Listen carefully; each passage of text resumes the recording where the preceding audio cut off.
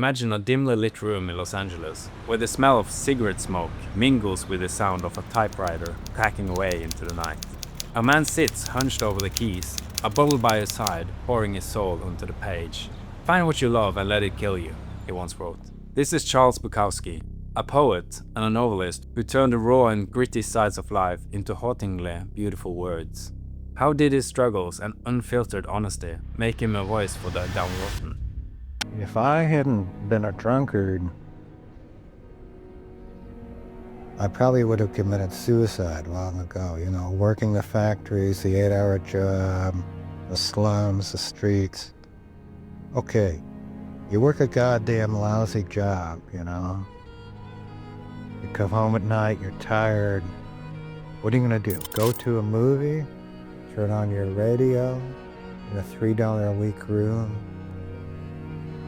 Or are you gonna rest up and wait for the job the next day for $1.75 an hour? Hell no, you're gonna get a bottle of whiskey and drink it.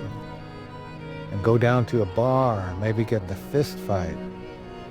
And meet some bitch, something's going on.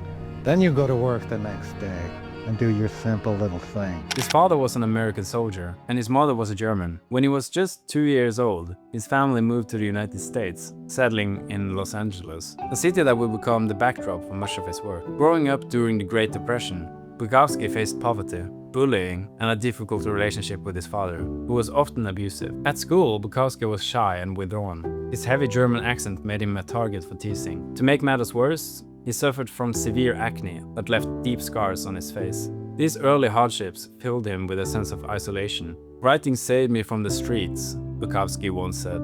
At the age of 13, he began to write his own stories, finding comfort in putting his thoughts on paper. As a young adult, Bukowski drifted through odd jobs, from working in factories to serving as a postal clerk. He lived in cheap roofs, mingling with society's outcasts. During this time, he began drinking heavily. Alcohol became both his companion and his muse. It numbed his pain, but also fueled his creativity. He started submitting his writings to magazines, only to face a constant stream of rejections. It wasn't until he was 35 that Bukowski got his first story published, titled "Aftermath of a Lengthy Rejection Slip." It was a reflection of his struggles as an aspiring writer. To do a dull thing with style is preferable to doing a dangerous thing without it. To do a dangerous thing with style is what I call art. Not many can keep style. I have seen dogs with more style than men, although not many dogs have style. Cats have it with abundance. When Hemingway put his brains to the wall with a shotgun, that was style. Bullfighting can be an art. Boxing can be an art. Loving can be an art. Opening a can of sardines can be an art. Not many have style. One more beer. I'll take you all of you. You guys are drunker than I am. What the hell? Jesus. His unfiltered take on life, love, and loss resonated with readers who felt ignored by mainstream literature. He wrote about drifters, barflies, and the forgotten souls of the city. "Some people never go crazy.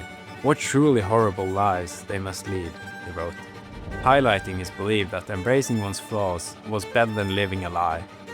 In 1969, at the age of 49, Bukowski made a bold decision. He quit his job at the post office to become a full-time writer. "I have one of two choices: stay in the post office and go crazy, or stay out there and play at the writer and starve. I've decided to starve," he declared. This leap of faith paid off. Bukowski continued to write prolifically, producing poems, short stories, and novels that painted vivid pictures of life's underbelly. His alter ego, Henry Chinaski, appeared in many of his works, serving as a mirror to his own life. Through Chinaski, readers experienced the rawness of existence, the loneliness, the fleeting joys, and the relentless pursuit of meaning. Despite his growing fame, Bukowski remained true to his roots. He shunned the glamour of the literary world, preferring the company of ordinary people. His honesty was both his strength and his shield.